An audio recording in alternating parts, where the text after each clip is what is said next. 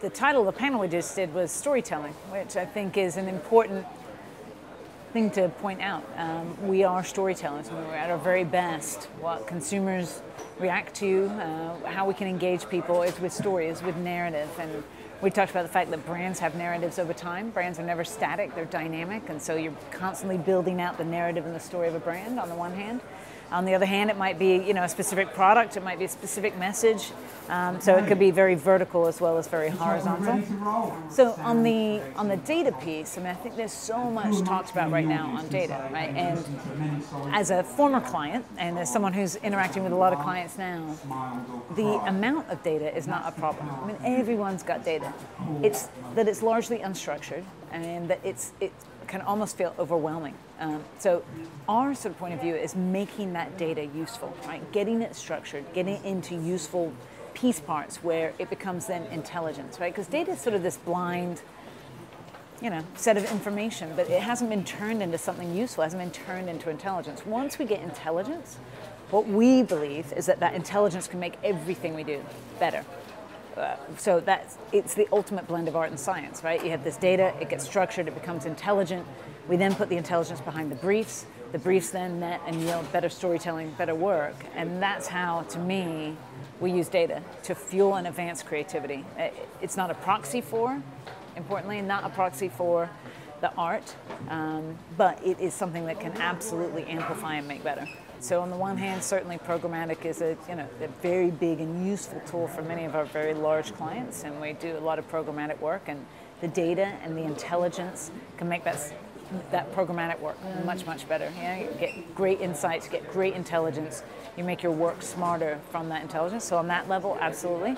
But quite honestly, it can be little twitch or nudges that are out there in the data that kind of inform an entire platform for creative on the biggest, most anthemic level. So I don't see it sort of contained into one space. I think data and intelligence will cut across omni-channel, across everything that we do. And that's why I like the word intelligence. I think it just makes us better. That there's no agency out there, there's no client out there who doesn't want to be more intelligent, right? You find me one. I don't think they exist. And finally, for you've been in the creative agency world now for 6 months? 170 days. Well, there you go. There you go. And you're here at Cannes as a first time in that role. I am. What are some of your thoughts about the needs for the agency, what the clients want, and what you find to be exciting in this creative environment that we're living in here? Well, it's a great question. We did a whole talk on this yesterday, and without question, the agency structure and very manifestation is under a lot of evolution right now. There are a handful of themes that we see. Number one, that speed is the currency of business today.